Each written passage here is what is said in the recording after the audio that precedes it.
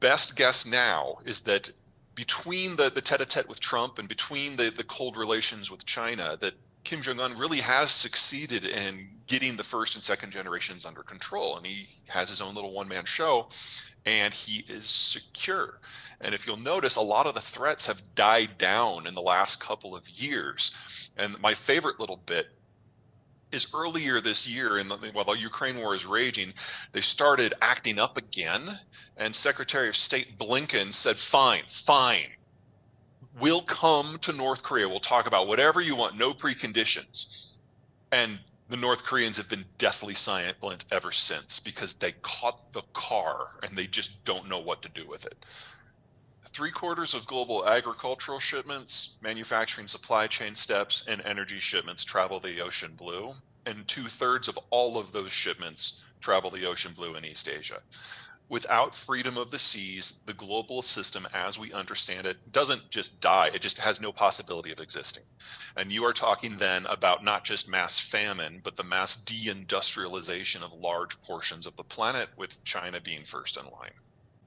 I like to think I'm a realist. We've been living in this wonderful period since 1945, where the Americans created globalization as a way of inducing allies to join the cause against the Soviets, and it worked.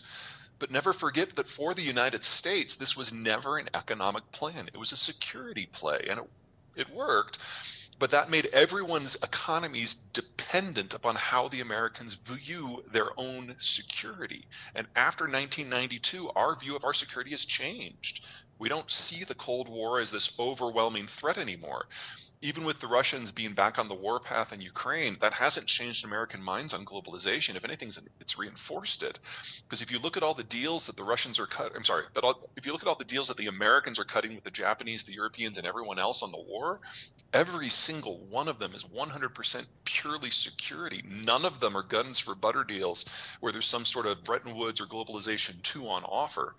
In fact, every trade tariff, every trade war that Donald Trump initiated, the Biden administration has doubled and tripled down on, except for one out of over 80. We're done. And if we're done, we are honestly just kind of marking time until something in this system breaks. The Ukraine war very well could be that thing. I got to look at the Russian space. The territory that they live in, from Central Europe out into Siberia, is some of the world's worst farmland. You can grow one crop of short season wheat, and that's about it. So the Russians have never been able to have a national road network. They've never had the money. Everything has to be moved by rail. And so their forces move very, very slowly. They have to literally walk places. And if you look at the area around where they live, there are a lot of open territories that are useless. They're near desert, they're near Arctic. And then beyond that are some actual barriers, places where there are deserts or seas or mountains. So the Russian strategy going back over 3 centuries has been to advance out of their kind of crappy land, through the really crappy land on their shoulders, and then get to those geographic barriers where you can't run a panzer division through it. And then they forward position those very, very slow moving troops on the access points between those barriers. Unfortunately for Ukraine, they're not in those barriers, but they're on the way to 2 of them. So from the Russian point of view, what's going on in Ukraine is like phase 5 of an 8-part plan. The Russians have done this multiple times in other countries in the former Soviet world since 1992. And if they succeed in Ukraine, they will push on. And the next line of countries that would allow them to actually control those access points include Romania and Poland, both of which are NATO countries. All right, let's start with the straightforward bit.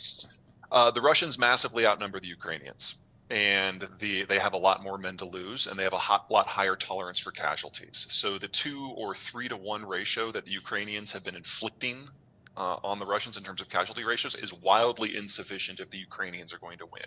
They need to achieve a series of mass fatality events that kills at least minimum 500,000 Russian troops in a very short period of time. That is very difficult to do. because of the numbers disconnect, can only win if they win on quality and, above all, mobility. And they haven't been able to do that this winter because it has been freakishly warm in Ukraine all winter. The ground never froze solid. It's still about 40 degrees today on the 1st of February in Kiev. And that means that all of the fields are not frozen solid, they're mud. And the Ukrainians can't maneuver in the mud, so they can't use their superior mobility in order to encircle, cut off, and dice up the Russian troops. This is buying the Russians times to reinforce. They've started a second, what's the word I'm looking for here, mobilization. And by the time we get to May 1, which will be spring and mud season will be over, the Ukrainians will have more troops with more training and better equipment, but the Russians will have thrown an extra 500,000 men into the fight.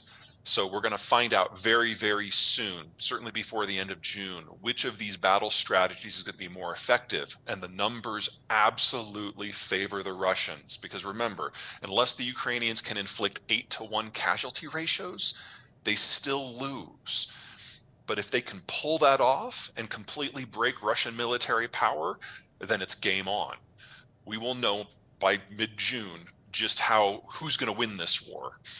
Now, step 2, the impact that this has on all those economic issues you were bringing up. The Russians are a major producer or processor of any number of industrial and agricultural materials that just don't have good substitutes anywhere. On the agricultural front, potash is the most important one. In terms of industry, I'd say chromium and nickel are probably near the top because you can't make steel without them.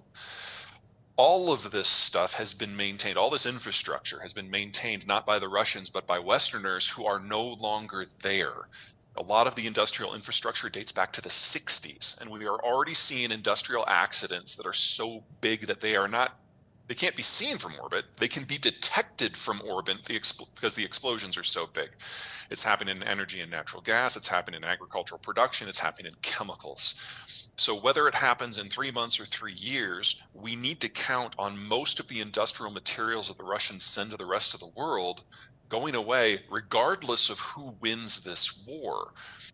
I think that's safe, but the Russians are losing the ability to produce it anyway. So even if you're willing to go around the sanctions, and a lot of these products like, say, nickel or potash, they're not under sanction. It's just people refusing to use them. And now they're going away. Fertilizer output from the Russian space is already down by 20 to 40%, which depending on which nutrient you're looking at.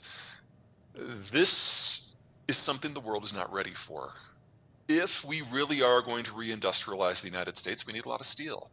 If we are really going to electrify everything, we need 4 times as much nickel and 10 times as much lithium.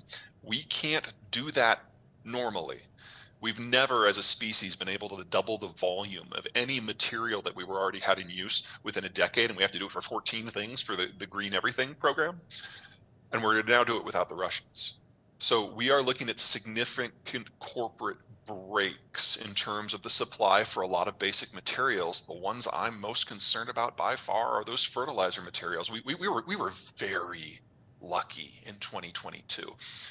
Farmers the world over had great weather, and everyone had a backup fertilizer supply in their back pocket. That's gone.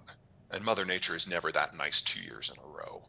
So this is probably the beginning of a significant year of food shortages on top of the industrial shortages. And on day 7, all the soldiers walked back to Belarus because they also forgot food. Everyone I know in NATO kind of came to the same conclusion, that the Russians don't know how to fight. It's not that they've forgotten the lessons of the Soviet period, they've forgotten the lessons of the Tsar. They're almost starting from scratch. And if you put NATO up against the Russians directly, you're going to get 1,000-to-1 casualty ratios. And that made no one happy. Because if the Russians can win in Ukraine, we know they're coming for Poland and Estonia and Latvia and Lithuania.